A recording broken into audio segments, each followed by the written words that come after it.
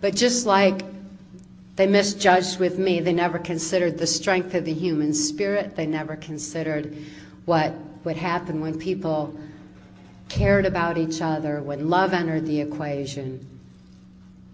And that has caused people to stand, and a lot more people are awake and aware, and it's making a profound difference. It's certainly the cause, ultimately, of my recovery. But they weren't aware of any of those aspects back then. All they knew was exact scientific formula for exactly how to control someone and what happens to the brain when a person is severely traumatized.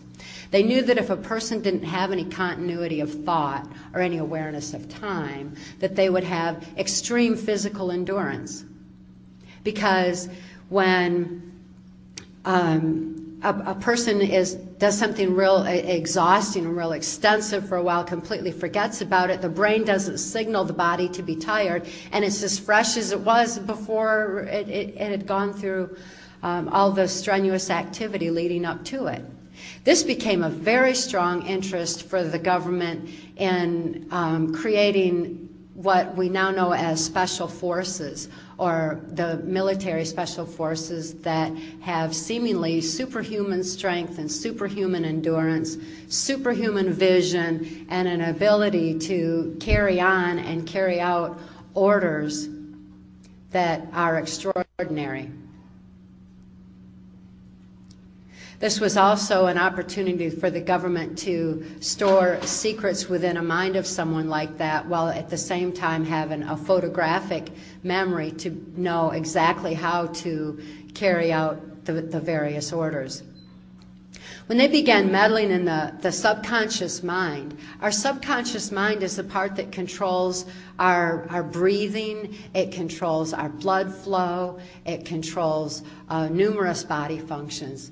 And because of that, a person could actually take a bullet and not bleed, not recognize or acknowledge the pain, have it compartmentalized and go on as though nothing had happened. And by not acknowledging it, the pain doesn't slow them down, the endurance continues, the bleeding is stopped, and they're able to continue to do whatever it is they're programmed to carry out. This is pertinent information about what our brains are capable of doing. Just because the criminals that are in control of our country right now and in control of our information, who have suppressed these pertinent facts from the American Psychiatric and Psychological Associations and from the mental health community as a whole, but most of all, they've suppressed this information from you and I because we have a right to this information. We have a right to know that our brain is capable of these kind of functions, because if someone can reach in and control the subconscious mind using the language of the subconscious and trauma, what can we do with the realization that we have that capacity within our own brains? And have it spirit-driven and driven by our own choices, driven by love, driven by compassion. It makes a powerful difference in our own ability to heal ourselves when we can regulate our own blood flow, when we can regulate our own breathing. And if we can affect those kinds of aspects of our body, we can also regulate other aspects of healing that are essential to our own living, especially these days, because more and more we're seeing where our medical system is significantly eroded for financial reasons, by insurance, by doctors who are controlled by the drug companies. And also because we're so financially devastated, it's very difficult to be able to just simply afford medical treatment.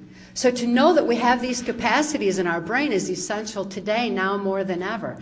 And it's really a very positive aspect of learning about mind control, about learning how our brains can actually function.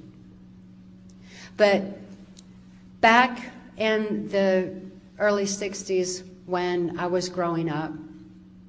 And the government was looking into these mind control abilities. And my father was flown to Boston because the Catholics had also long since learned the effects of trauma on the human mind through the Spanish Inquisition, through the Crusades.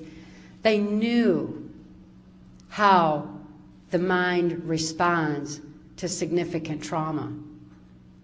Combining the Hitler-Himmler research with what the Catholics had learned and taking it into a new level through the CIA and through the technological advancements that were beginning to come forth in society. We had television then, which was having a strong impact on people and gave them an ability to implement mass mind control far stronger than Adolf Hitler ever could do.